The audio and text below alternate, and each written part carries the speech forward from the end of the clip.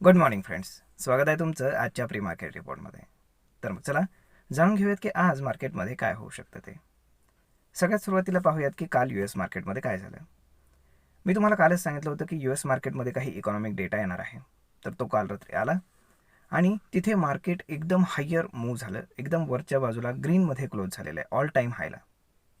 मग असं होण्यामागचं कारण काय, असा काय डेटा आला आहे. तर तिथे प्रोड्युसर प्राईस इंडेक्स आलेला आहे, जो एक्सपेक्टेशनपेक्षा खूप जास्त चांगला आला आहे आणि त्यामुळे हे घडले. आणि त्यानंतर या प्रोड्युसर प्राईस इंडेक्स नंतर जे काही फेडचे चेअरमॅन आहेत पॉवेल, तर त्यांनी एक स्टेटमेंट दिलं. त्याच्यामध्ये त्यांनी असं सांगितलं की येणाऱ्या काळामध्ये इन्फ्लेशन हे खूप स्पीडमध्ये कमी होईल. म्हणजेच काय, जर इन्फ्लेशन कमी झालं तर रेट कट होण्याचे जे चान्सेस आहेत ते वाढतील. हे त्याच्यामागचं अल्टिमेट ॲनालिसिस. त्यामुळे ह्या सगळ्या गोष्टी पाहता तिथे मार्केट एकदम व्हायलंटली मूव्ह झालं. म्हणजेच आज जर आपण पाहिलं तर ग्लोबल क्यूज एकदम पॉझिटिव्ह आहेत आणि जे काही एशियन मार्केट्स आहेत तेही ॲज युजल ग्रीनमध्ये आहेत. आणि या सगळ्याचा इम्पॅक्ट म्हणून आपल्याकडे जे निफ्टी आहे तर त्याचं गॅप अप ओपनिंग दाखवते ऑलमोस्ट 50 ते 60 point. May be at the time of opening हे 80-90 पॉईंटपर्यंत सुद्धा जाऊ शकतं. आता जर टेक्निकली आपण जर पाहिलं तर एवढं मोठं गॅपअप जेव्हा ओपन होत आहे तेव्हा फॉरेन इन्स्टिट्यूशन जे आहेत तर ते नेहमीप्रमाणे सेलच करणार आहेत. ओके, मग यामध्ये रिटेल आणि जे काही डोमेस्टिक इन्स्टिट्यूशन आहेत तर ते किती आणि कसे सपोर्ट करतात त्याच्यावर डिपेंड आहे की हा जो ग्लोबल क्यू आहे तो कसा फॅक्टर इन केला जातो आहे.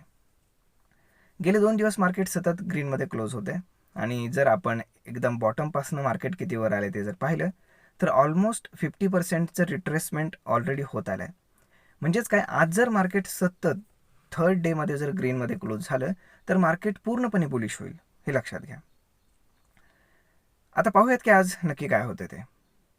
तर मग या सगळ्या गोष्टी पाहता मार्केटने आज सस्टेन करणं गरजेचं आहे. परंतु जरी मार्केटला आपण फार मोठं गॅपअप ओपनिंग असल्यामुळे जरी मार्केटमध्ये सेलिंग आलं तरी मार्केटला बऱ्यापैकी चान्स आहे स्वतःला स्टे करण्याचा, हेही गोष्टी लक्षात घ्या. तर आज स्टॉक स्पेसिफिक जर सांगायचं झालं तर भारती एअरटेलचा रिझल्ट आलेला आहे. मग त्यामध्ये आता त्या रिझल्टला आज कसं मार्केट रिॲक्ट करतं त्याच्यावरती बऱ्याचशा गोष्टी त्या स्टॉकच्या डिपेंड आहेत. म्हणजे तिथे तुम्हाला प्राईज ॲक्शन पाहून ट्रेड करता येईल. आता सिप्लामध्ये सुद्धा प्रमोटरनं स्टेक सेल केला आहे, म्हणजेच त्याच्यावरती निगेटिव्ह इम्पॅक्ट येणं पॉसिबल आहे. त्यामुळे सिप्लामध्ये शॉर्ट पोझिशन्स होऊ शकतात. आता जर आपण ओव्हरऑल पाहिलं तर आज बँकिंग स्टॉक्स आणि रिलायन्स यांच्यामध्ये त्यांनी काल फार चांगली रॅली दिल्यामुळे आज प्रॉफिट बुकिंग येऊ शकतं.